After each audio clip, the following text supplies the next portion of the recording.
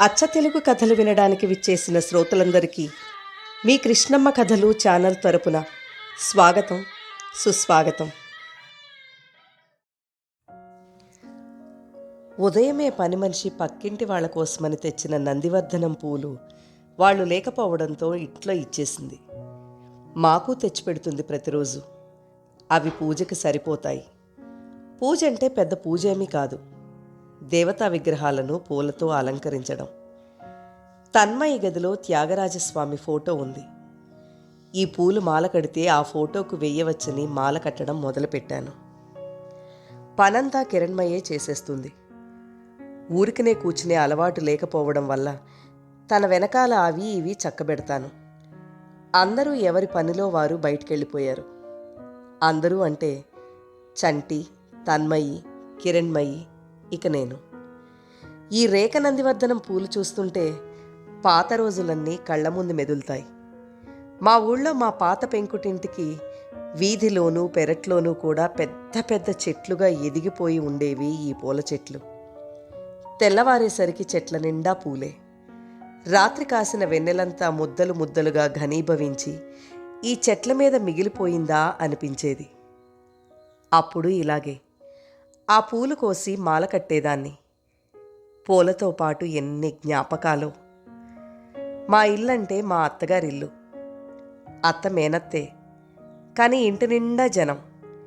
బావగారులు, తోటికోడళ్ళు, భర్త వదిలేసిన ఆడపడుచు, ఆవిడ పిల్లలు, వీళ్ళు కాక పాలేర్లు, పని మనుషులు. ఇంతమంది కోసం వంటలు వార్పులతో సందడిగా ఉండేది.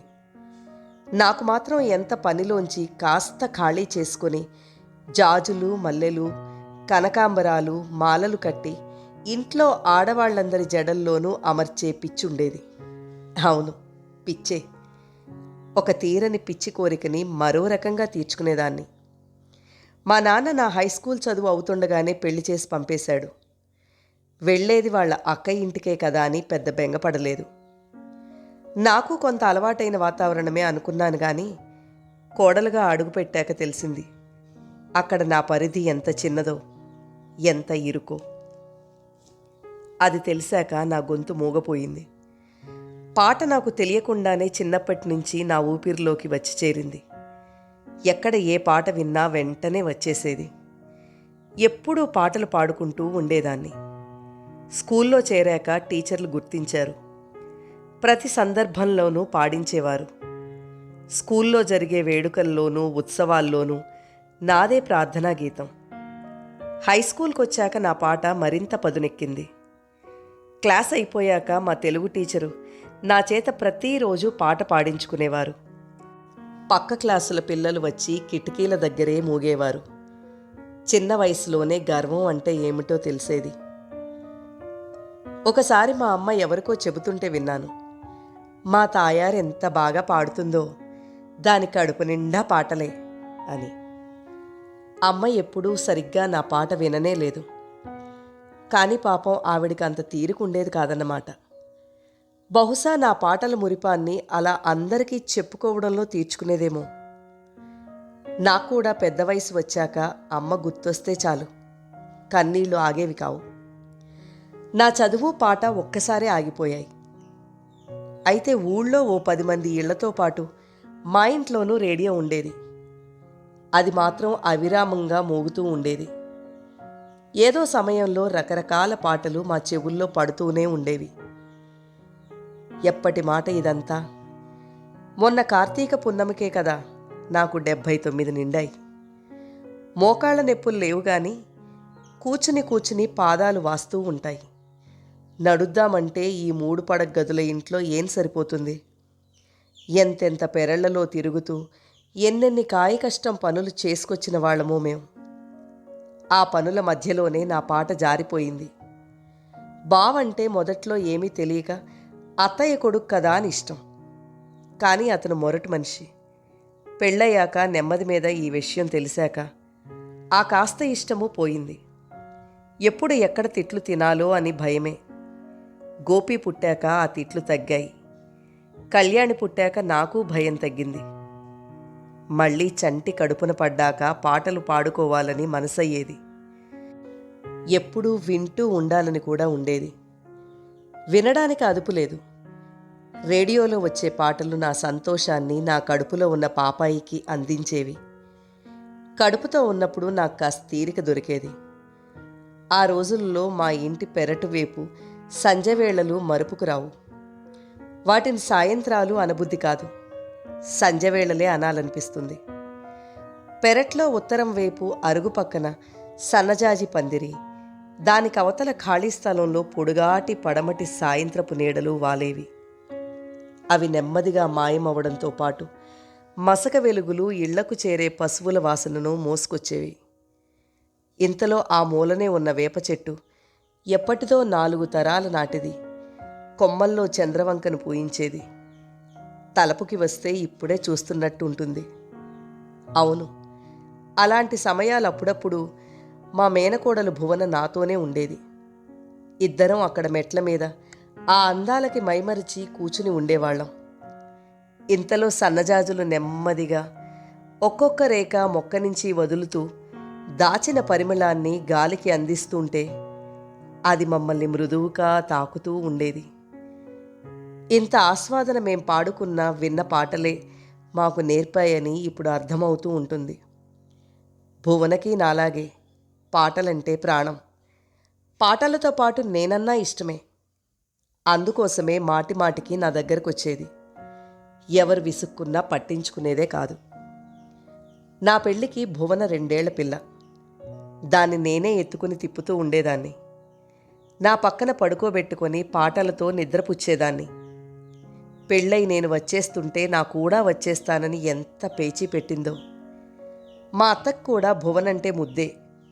కానీ కొత్త పెళ్లి కూతుర్ని పంపుతుంటే ఆ ఏడుపు నచ్చలేదట. తర్వాత తెలిసింది. భువనకి 2 ఏళ్ల వయసులో పాటల విత్తనం నాటుకుంది. అది మొలకెత్తి మొగ్గగా మారటం ఎవరికీ అభ్యంతరం కాలేదు. క్రమంగా భువన చదువుల తల్లి, పాటల మళ్ళీ కూడా అవుతూ వచ్చింది. చంటి కడుపులో ఉన్నప్పుడు భువన వచ్చిందన్నాను కదా. ఇద్దరం పెరట్లో వేపగాలుల మధ్య జాజిపందిరి వెనకగా మెట్ల మీద కూర్చున్నాం. భువనకెన్ని పాటలొచ్చో.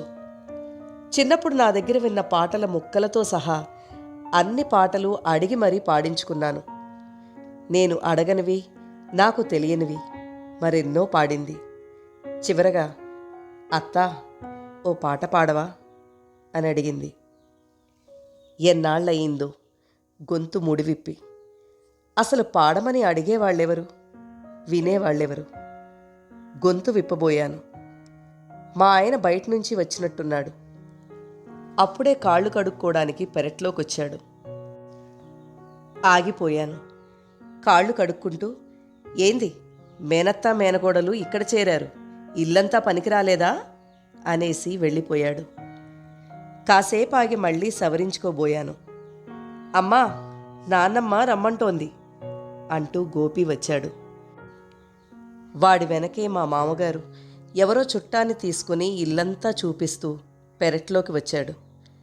నన్ను భువనని చూస్తూ, ఇల్లంతా వదిలేసి ఇక్కడ కూర్చున్నారేంటి, పురుగు పుట్రా ఉంటాయి, పోండి లోపలికి అని కసిరినంత పనిచేశాడు.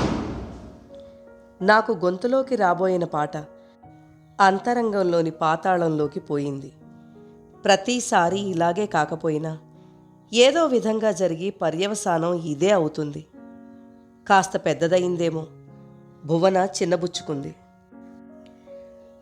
మళ్ళీ ఎప్పుడో చాలా ఏళ్ల తర్వాత నేను చంటి కోసం వాడి హాస్టల్కి వెళ్ళినప్పుడు అక్కడ భువన నా పాట వింది.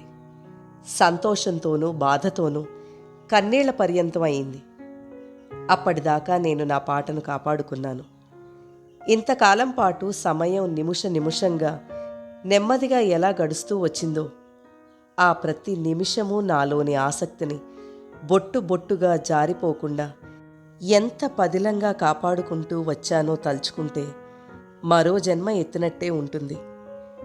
గోపి, కళ్యాణి ఆ ఇంటి పిల్లల్లాగే పెరిగారు. చదువులు వచ్చాయి, మంచి సంబంధాలు కుదిరాయి. పిల్లా పాపలతో సుఖంగా ఉన్నారు. వాళ్ళ ప్రాణాలకి వేరే బాధలేవీ లేవు. కానీ చంటి మళ్ళీ నాలాగే పుట్టాడు. వాడు నా కడుపులో ఉండగా భువన పాటలు ఎన్నోసార్లు విన్నాడు. నిత్యము అమ్మ మనసు పాడే పాట కూడా వినగలిగాడు.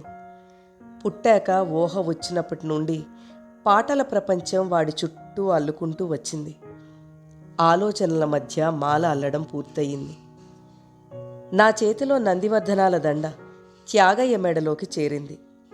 అన్నం తినే టైం అయినట్టుంది. మధ్యాహ్నం భోజనానికి ఎవ్వరూ ఇంటికి రారు. నేను ఒక్కదాన్నే. ఇక్కడికొచ్చాక ఆ బాధ పూర్తిగా పోయింది. ఇప్పుడు అంతా పాటల ప్రపంచం అయిపోయింది కదా. ప్రతి వస్తువులోంచి ఏదో ఒక పాట వస్తున్నట్టే అనిపిస్తోంది నాకు. సెల్ ఫోన్లలోంచి రాను పోను పాటలు, టీవీలలోంచి, కంప్యూటర్లలోంచి, టీవీలకి అతికించిన పెన్ డ్రైవుల్లోంచి, కాలింగ్ బెల్స్లోంచి, కారు హారన్లలోంచి, కార్లలోంచి, అంతటా పాటలమయం. నా 80 ఏళ్ల జీవితము ఎంతటి విప్లవాన్ని చూస్తుందో. వెనక్కి చూసుకుంటే పాటల కోసం ఎంత మొహం వాచి ఉండేదాన్నో. రేడియోలో భక్తిరంజని అయ్యాక మళ్ళీ 3 గంటల సేపు ఎదురుచూపు మీరు కోరిన పాటల కోసం. ఆ తర్వాత కార్మికుల కార్యక్రమంలో వేసే ఒక్క పాట కోసం, సాయంత్రం సిలోన్ నుంచి వచ్చే 4 తెలుగు పాటల కోసం ఎన్ని పనులు త్వరగా చేసుకునేదాన్నో. భువన కాస్త పెద్దదయ్యాక, కాలేజీ చదువుకి వచ్చాక ఉదయము రాత్రి వచ్చే సిలోన్ హిందీ పాటలు వినిపించడం మొదలుపెట్టింది. అప్పటికి చంటి కాస్త ఎదిగాడు. ఆ విద్య వాడు అందుకుని నాన్నమ్మని తాతయ్యని ఓ కసురు కసిరి తనకు నాకు ఇష్టమైన పాటలు పెట్టేవాడు. భాష తెలియకపోయినా ఎంత మాధుర్యం. చంటి పొరుగోళ్లకు వెళ్ళి చక్కగా చదువుకున్నాడు. మంచి ఉద్యోగం సంపాదించుకున్నాడు. నేను పక్క మీద పడుకున్నాక దిండు పక్కన పెట్టుకొని వినే ట్రాన్సిస్టర్ రేడియో మొట్టమొదట వాడే కొనిపెట్టాడు. అమ్మకి పాడటం వచ్చని, ఈ ఇల్లు ఆవిడ గొంతు నొక్కేసిందని కూడా గ్రహించగలిగాడు.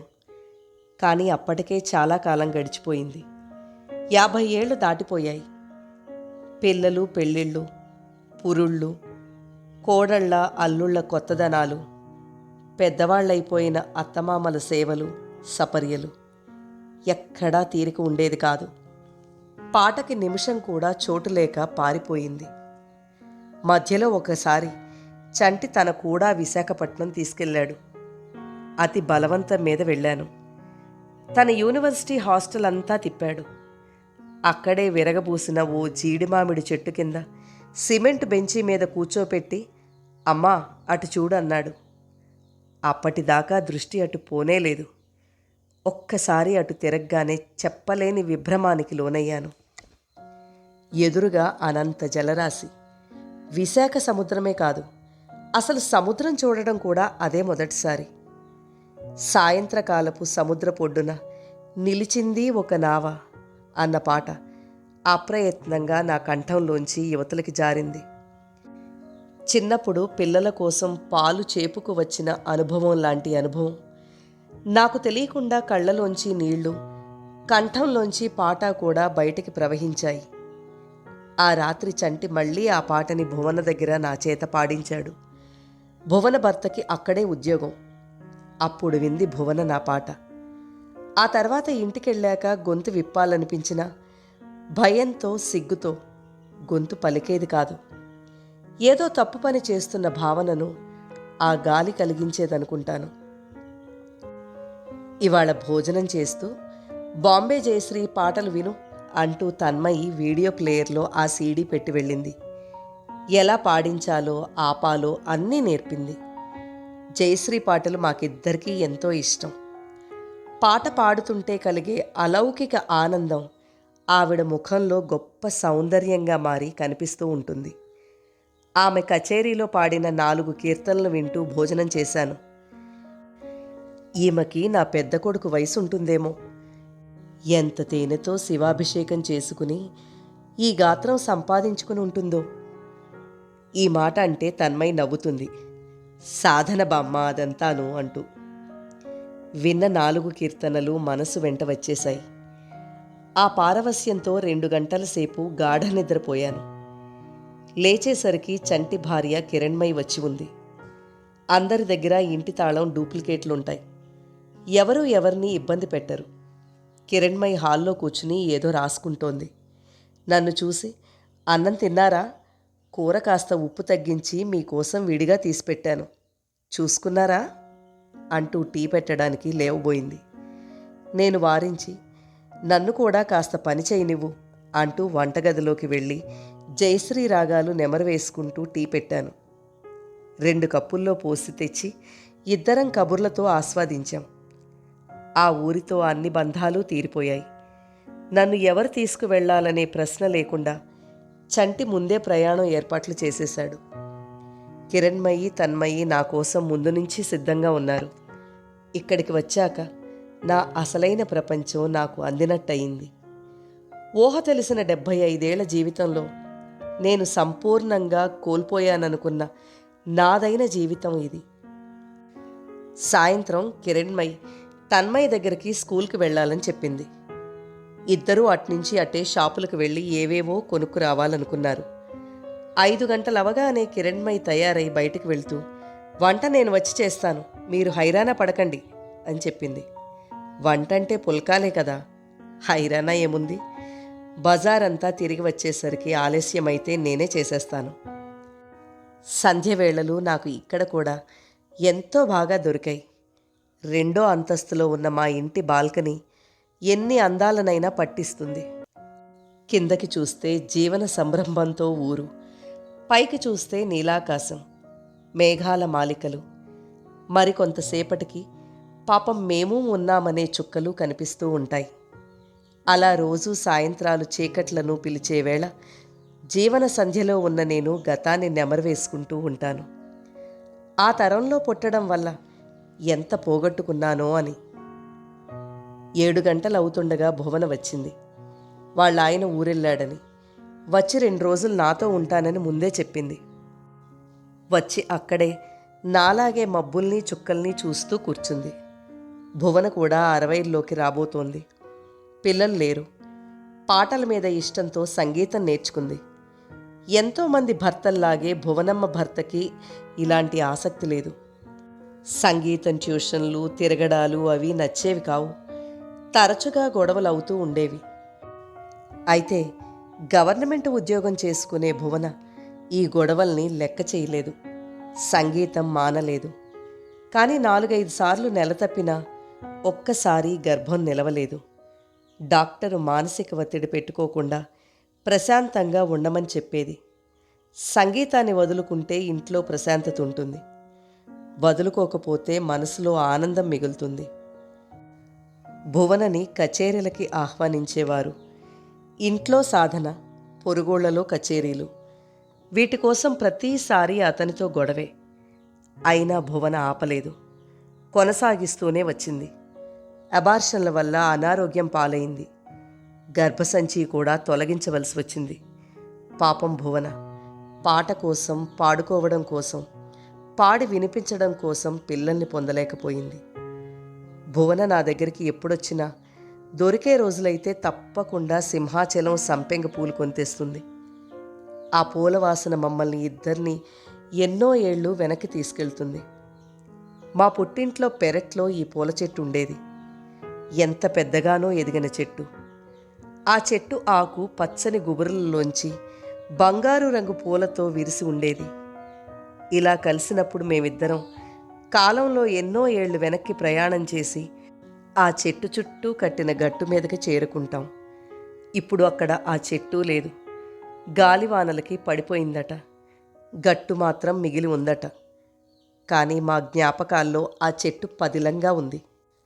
తామరాకుల పొట్లం విప్పి పూలు కనపడేలా బాల్కనీ పిట్టగోడ మీద పెట్టింది. ఏవేవో మాటలు చెప్పుకున్నాం. చాలా రోజులుగా తనని అడగలేని ప్రశ్న ఇప్పుడు నా నోట్లోంచి బయటకొచ్చింది. మీ ఆయనకి ఎందుకే అమ్మడు అంత ద్వేషం సంగీతం అంటే అని మరో రకంగా అడిగాను. ద్వేషం కాదత్తా, భయం. ఎందుకంటే వాళ్ల పిన్ని తోటికోడలు ఒక ఆమె హరికథలు చెప్పేదట. ఊరూరా తిరుగుతూ ఆ కార్యక్రమాలు ఏర్పాటు చేసే ఒక ఆయనతో స్నేహంగా ఉండేదట. స్నేహం అన్న మాట నేనంటున్నాను, వాళ్ల భాష వేరు. ఆవిడ ఇచ్చే ప్రదర్శనలు ఎలా ఉన్నా బంధువులు చాలా నీచంగా మాట్లాడేవారట. అయితే చాలా కాలం తర్వాత నాకు తెలిసింది, బయట సమాజంలో ఆవిడికి మంచి కళాకారిణిగా ఎంతో గుర్తింపు ఉందని. కానీ మన కుటుంబాలు అంత దూరం ఎదగలేదుగా. ఆమెను భర్త వదిలేశాడు. అదొక్కటే వీళ్ళకి గీటురాయి అంది విచారంగా. ఎంత కష్టపడినా భువనకి తగిన గుర్తింపు రాలేదు. ఇప్పటికీ అప్పుడప్పుడు కచేరీలు చేస్తుంది. విద్వత్తుకి లోటు లేదు. ఇప్పుడు కొత్తగా వచ్చిన సంస్కృతిలో ఆమె పిల్లలకి పాటలు నేర్పుతూ అందులో మెలకువలు చెప్పే శిక్షణ ఇస్తోంది. ఆ మాట ఈ మాట చెప్పుకుంటుండగా 8 దాటింది. ఇద్దరము బాల్కనీలోంచి లోపలికొచ్చాం. అలవాటుగా టీవీ పెట్టేసరికి మా కోసమే అన్నట్టుగా సప్తగిరిలో బాలమురళి కచేరీ వస్తోంది. ఇద్దరం భక్తిగా సోఫాలో ఒదిగి కూర్చుండిపోయాం. మరో పావుగంటకి అయిపోయింది. ఆయన 80వ పుట్టినరోజట. ఆ వేడుకలోని భాగంగా జరిగిన సన్మానం తాలూకు కచేరీ రాజమండ్రిలో జరిగిందట. ఇలాంటి గజారోహణ సన్మానాలు ఎన్ని జరుగుంటాయో ఆయన జీవితంలో. నాకు 80 వచ్చేశాయి. 60లోకి రాబోతున్న మా భువనమ్మ నా పక్కనే ఉంది. మాకు అదే ఆర్తి, అదే తపన, అదే ఆరాధన సంగీతం అంటే. ఆ స్థాయిలో కాకపోయినా భగవంతుడు ఇచ్చిన ప్రతిభ మాకు ఉంది. కానీ ఎక్కడ చితికిపోయాం? ఏ నేలమాళిగల్లో బంధించబడిపోయాం? ఈ మధ్య చాలాసార్లు అనిపిస్తూ ఉంటుంది ఇలా. 9 కిరణ్మయి తన్మయితో కలిసి వచ్చేసింది. ఏవో రకరకాల ప్యాకెట్లు పట్టుకుని వచ్చారు. తన్మయి మమ్మల్ని ఇద్దరినీ చూసి, హాయ్, పాటలు పాడేసుకుంటున్నారా మేం లేకుండా అంది. లేదురా నాన్న, నువ్వు లేకుండానా అంటూ భువన తన్మయిని తన్మయంగా 2 చేతులతో దగ్గరకు తీసుకుంది. కిరణ్మయి ప్యాకెట్లు విప్పి చూపించింది. రంగురంగుల మెరుపుల డ్రెస్లు, వాటికి సరిపోయే రకరకాల ఆర్టిఫిషియల్ నగలును. రేపు వారం తిరుపతిలో జరగబోయే టీవీ కార్యక్రమం తాలూకు ఫైనల్స్లో తన్మయి పాడుతోంది. అందుకోసం ఇవన్నీను. రాత్రి భువన ఉండిపోతానంది కదా. కిరణ్మయి తను కలిసి పుల్కాలు చేశారు. కిరణ్ నా కోసమని క్యారెట్ కోరి పెరుగు పచ్చడి ప్రత్యేకంగా చేసింది. చంటి వచ్చేదాకా ఆగి కబుర్లు చెప్పుకుంటూ భోజనాలు చేశాం. ఇల్లంతా సెలబ్రేషన్ వాతావరణం. ఆ మాట పైకే అన్నాను. భువన వెంటనే అంది, ఇవాళ సొసైటీ అంతటా సెలబ్రేషన్ సంస్కృతే నడుస్తోందట అని. చంటి నవ్వాడు. అది వేరు, మనింట్లో సెలబ్రేషన్ వేరు కదూ వదినా అన్నాడు. ఇంతకాలానికి నా సంతోషమే ఆ సెలబ్రేషన్ అని చంటి భావం. రాత్రి చాలాసేపు తన్మయి మేలుకుని భువన చేత పాటలు పాడించుకుంది. నేను గొంతు కలుపుతూనే ఉన్నాను. ఎప్పటికో నిద్రపోయాం. ఎన్ని కలలో! కలల నిండా శాంతారాం సినిమాల్లో లాగా 100 మంది భువనలు 100 సితార్లు మోగిస్తూ పాడుతున్నారు. తన్మయి తిరుపతి కార్యక్రమానికి వెళ్లేలోపు ఒక ప్రముఖ పత్రిక వాళ్ళు ఇంటర్వ్యూకి వచ్చారు. తిన్నంగా ఇంటికే వచ్చారు. చాలా ఫోటోలు తీసుకున్నారు. ఇప్పటిదాకా జరిగిన 2 వేర్వేరు టీవీ ఛానల్స్ పెట్టిన పోటీల్లో తన్మయికే బహుమతులొచ్చాయి. ఆ సరంజామా అంతా ఫోటోల్లోకి లాక్కున్నారు. ఇంటర్వ్యూ సమయంలో తన్మయి నన్ను రమ్మని తన పక్కనే కూర్చుండబెట్టుకుంది. వాళ్ళు అడిగిన ఎన్నో ప్రశ్నలలోని ఒక ప్రశ్నకి సమాధానంగా, మా బామ్మ 80 ఏళ్ల వెనక కాకుండా ముందు పుట్టి ఉంటే ఇప్పుడు నేనున్న స్థానంలో ఉండి ఉండేది అంది. అవును, ఇప్పుడు తన్మయికి అన్ని ఊళ్ళలోనూ ఇంటింటా అభిమానులున్నారు. ఒక్క తన్మయి ఏమిటి, ఎంతమంది ఆడపిల్లలు, ఎన్నెన్ని పాటలు, ఎంత గొప్పగా పాడుతున్నారు. నేనిలా అంటే దీని వెనకాల మార్కెట్ తాలూకు కుట్ర ఉంది బామ్మ అని ఆ మధ్య ఫోన్లో మాట్లాడుతూ గోపి కొడుకు అన్నాడు. ఉంటే ఉండనివ్వు. ముందు ఇంతమంది సంగీత సరస్వతులు ఉన్నారని అందరం ఇంటింటా చూస్తున్నాం, వింటున్నాం. ఇంతకంటే ఏం కావాలి అన్నాను. ఫైనల్స్లో తన్మయి మళ్ళీ గెలిచింది. ఆ తర్వాత నెలలో ఒక బృందంతో ఆస్ట్రేలియాలోని సిడ్నీలో పాటలు పాడడానికి వెళ్ళింది, ప్రత్యేక ఆహ్వానం మీద. వెళ్లే రోజు అందరం ఎయిర్పోర్టు దాకా వెళ్ళాం. దారిలో ఒక చౌరాస్తాలో దాని ఫోటో తాలూకు హోర్డింగ్ ఉంది. చంటి చూపించి చెప్పాడు, వాళ్ళ స్కూల్ వాళ్ళు పెట్టారట. గోపి కొడుకు చూస్తే ఇది మార్కెట్ దోపిడీయే అంటాడు. అయితే కావచ్చేమో, అది చంటికి తెలియదా? హోర్డింగ్లో తన్మయి మైక్ పట్టుకుని పాడుతున్న ఫోటో, పక్క నుంచి తీసిన ఫోటో అది. ఆ ముక్కు అచ్చు నా ముక్కే. చిన్నప్పటి తాయారే కనిపిస్తోందక్కడ. పక్కన కూర్చున్న తన్మయి తనలో తాను పాడుకుంటోంది. అప్రయత్నంగా నా గొంతు శృతి కలిపింది. నిదురించే తోటలోకి పాట ఒకటి కాదు, వేలు, లక్షలు. కథ నచ్చితే తప్పకుండా లైక్ చేయండి, మీ ఫ్రెండ్స్కి షేర్ చేయండి. అలాగే ఈ ఛానల్ని ఇంకా సబ్స్క్రైబ్ చేసుకోని వారు వెంటనే సబ్స్క్రైబ్ బటన్ నొక్కండి. నోటిఫికేషన్స్ కోసం బెల్ ఐకాన్ క్లిక్ చేయండి. కథలో మీకు నచ్చిన అంశాలను అలాగే మీ సలహాలను సూచనలను కామెంట్స్ రూపంలో తప్పక తెలియజేయండి. మరో మంచి కథతో నెక్స్ట్ వీడియోలో మళ్ళీ కలుద్దాం. అందాక బాయ్ ఫ్రెండ్స్.